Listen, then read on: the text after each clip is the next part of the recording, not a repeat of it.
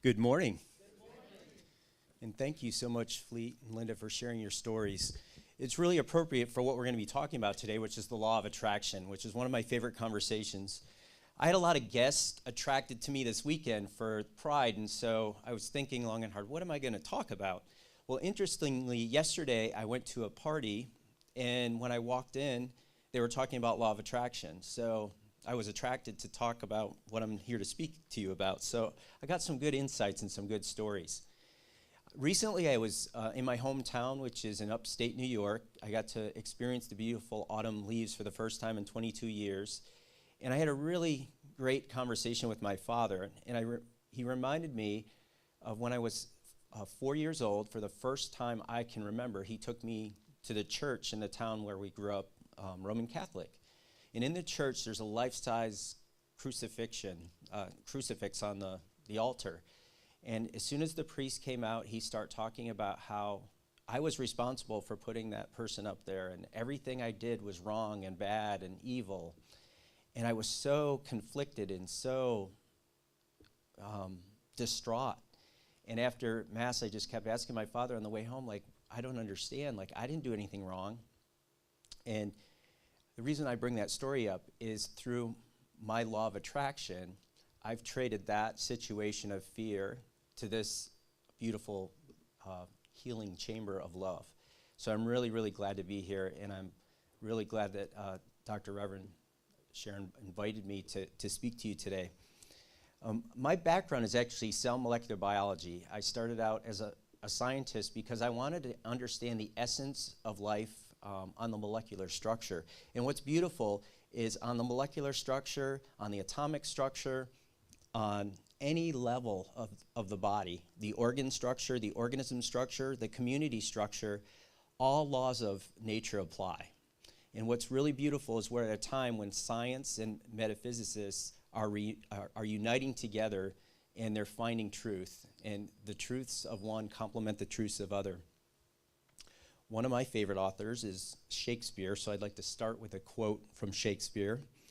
"Nothing is unless our thinking makes it so." This spiritual center is based on the foundation of science and mind. Ernest Holmes teaches us mind is the builder. Your mind is the essence of energy. The whole universe is identified now as the field. Many scientists are discovering that energy exists in many different levels of vibration. And now that we have scientific equipment to be able to scan the universe, we're finding energy in frequencies we never knew existed before. You are energy. Everything is energy. I'm reminded, I bring my little crystal friend with me everywhere I go, the essence of energy. Everything is energy. Everything just vibrates and resonates with a different frequency, and therefore it expresses itself differently to that who perceives it. What's unique about you, though, as an essence of energy, is you have the ability to convert energy. And so today I want you to think of yourself as an energy converter. You have the ability to take the essence of any energy, whether it's a thought, a feeling, an emotion, an experience, and you transform that energy to a higher frequency toward love, or you may choose to change it to a lower vibration related to fear. But all day, every day, constantly, even when you're sleeping, you're dreaming, you are converting energy. You are playing a signal.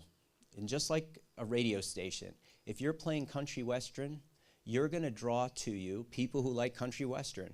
You're going to draw yourself to websites and books and experiences that deal with country western.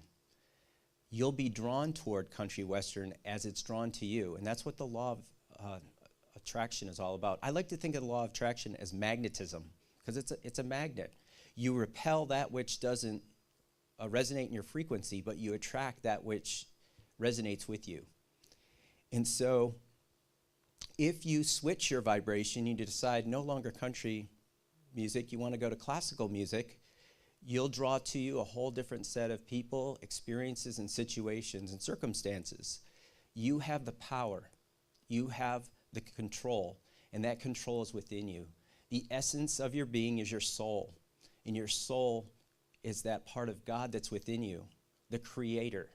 And you are constantly creating. Your gift is your ability to use your free will to convert energy and alter things through your consciousness. Now, one area I'm really passionate about, many of you have heard me speak at Wednesday Night Live, is on the chakras. And I look at chakras a little bit different than others in that I see them as 7 wheels of spinning energy, as Dr. Sharon teaches us, but I see them as 7 levels of consciousness shifts. And I recently just wrote a book, and I'm proud to say it's been picked up by a publisher in LA, so hopefully it'll be available in a couple months.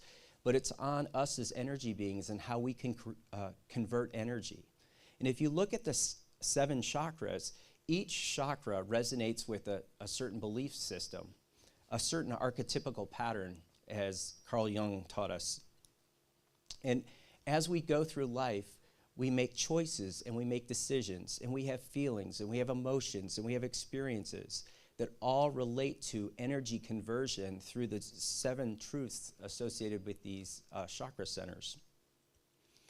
As you make choices, you emit a vibration of energy.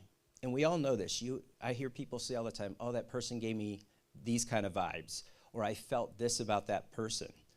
Well, that is them emitting their energy.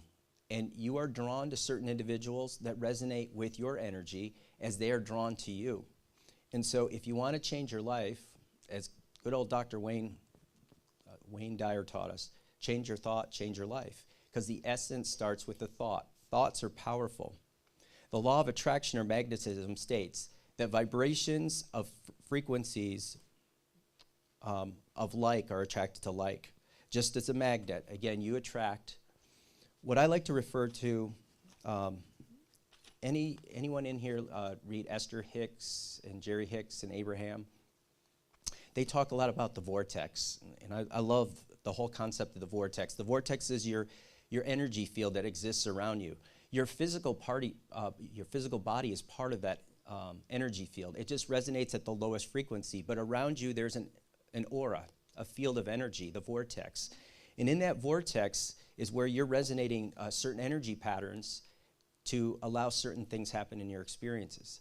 And as Fleet and Linda shared with us, as they altered their consciousness, they attracted different experiences and situations to them, as we all have. Think about a time in your life when you had a wake-up call, and maybe it was that moment when things just didn't feel like they were going very well for you. But those are great times to reconsider how you think, how you feel, and what you do. What I've learned from a lot of the gurus, especially Carl Jung and Rudolf Steiner, is that a lot of the experience of coming to the physical plane as a soul is we have 3 very important checklists as we come here relative to the law of attraction. The first is karma. And it's hard not to talk about karma when we talk about the law of attraction, because karma is another beautiful principle or law that states that what you give out, you get back. And karma gets a lot of bad press because, again, sometimes we're conditioned to look at bad karma, good karma. There isn't bad or good karma. Karma just is. Karma is the great tutor, as it's spoken by the great gurus. As a great tutor, it just shows you exactly what you're putting out. It comes back to you because you have the control to change if you don't like what that is. So it's a beautiful, beautiful law gifted to us. It's part of our divine heritage. And that's what today's topic is about, is the divine heritage relative to the law of attraction. The second important gift we're given is relationships. Relationships are called the great mirrors by our gurus. Every relationship you attract to you, you're attracting because you have a feeling, you have a desire within yourself, within your being that you're learning about, and that person is a mirror to you. So whether you love them or despise them, you've attracted them to reflect on yourself and to see yourself and to understand yourself. And you're given the opportunity to develop that relationship with yourself. As with karma, you have the control so you can change it. You can change who you invite into your life. I grew up with 5 sisters, and it was a fun household. They were very, very social creatures. And I had this really amazing grandma, Grandma Lil, and she would always babysit us on Saturday nights, and we would sit and there goes sister 1, and let's see who she's going on a date with, and sister 2. But my grandma wasn't very educated, but she was very wise, because she said, I can always tell how much your sisters like themselves by who they're dating. And it was true. It's just so obvious to see. You're the director, producer of your life. Who have you invited in? Who are your leads? And so forth. You have this ability to invite different people in. As I bless the Catholic Church because it gave me some strong foundational stuff, I embrace this philosophy, science of mind, and interfaith, because it resonates more with who I am. It reflects more what I believe, and I believe I attracted it. I've gone through 4 major career changes in my life, and as I look and reflect on how I shifted my consciousness, it's amazing how things changed. I was always told, no, you can't, no, you can't, no, you can't. When I was in school, the guidance counselors told my parents I wasn't smart enough to go to college, so I should think of some kind of medial labor. And there's nothing wrong with it, but I just didn't feel passionate about what I was being taught. So I decided I'm going to pick molecular biology. I'll show them.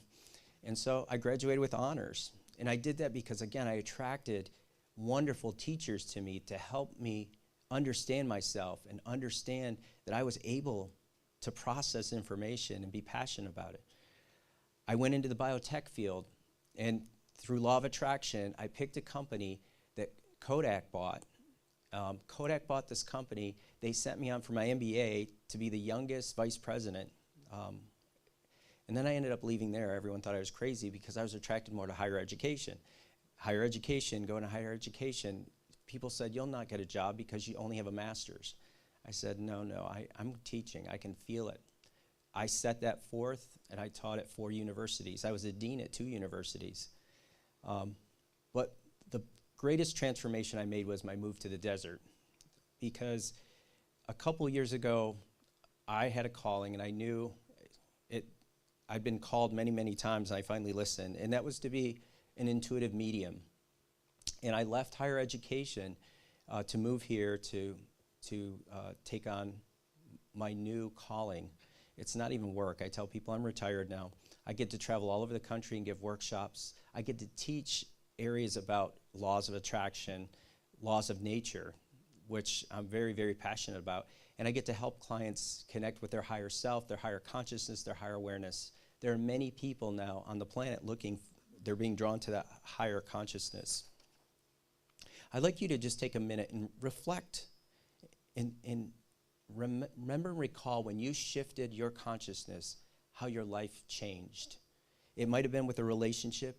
It might have been with a career. It might have been with a move here. I've heard many people called to the desert. How many of you were called here? Again, you attracted that to you, and it was attracted to you. I believe that we're attracted to specific locations because, again, the experiences and people and energy of that spot. Buddha said wisely, all that we are is a result of what we have thought. Essentially, isn't that what we've learned through science of mind? That mind is the builder. Our thoughts are the magnets. Your thoughts are compelling and commanding instruments to manifest miracles or doom, love or fear, peace or worry, anxiety or assurance. The choice is yours. You have the control. You have the power. That's a very powerful statement. The choice is yours. If you walk away with anything today, I want you to walk away with that thought that the choice is yours. One of my favorite books I read from almost every day, Gifts from A Course in Miracles. Is anyone familiar with this book? Highly, highly recommend it. But one of my favorite passages from this book, I often use with clients and family members and friends when I know that their mind is their greatest barrier to holding them back to something that they seek to create. So I'd like to read just a small passage. I rule my mind, which I alone must rule. I have a kingdom I must rule. At times, it does not seem I am its king at all. It seems to triumph over me and tell me what to think and what to do and feel. And yet, it has given me to serve whatever purpose I perceive in it. My mind can always serve. I set it free to do the will of Source, Creator, and God. And so it is. What I like so much about that passage is it's very relative to the whole idea of law of attraction, because thought is the seed to manifest that which you want to generate and create. Those seeds that you plant sometimes take months, years, and decades before they're harvested, but the guarantee in the universe is that they will be. There's no one seen as special in the eyes of God. We all are children of God. We all have the ability to manifest, and we all have the same power. Where the difference comes is in the realization of that power within. And so it's really important to look within. Your thoughts are the magnet to attract and repel that which you wish to seek. Recognize and accept the powerful influence you have on the universe through your intentions. You're a brilliant transformer of universal energy. Be conscious and aware that which you wish to manifest is yours. Creation is yours. You have the power, you have the control, you have the genius within you. I thank you greatly for giving me your attention, and happy Laws of Attraction and happy Gay Pride, and have a wonderful Sunday. Thank you.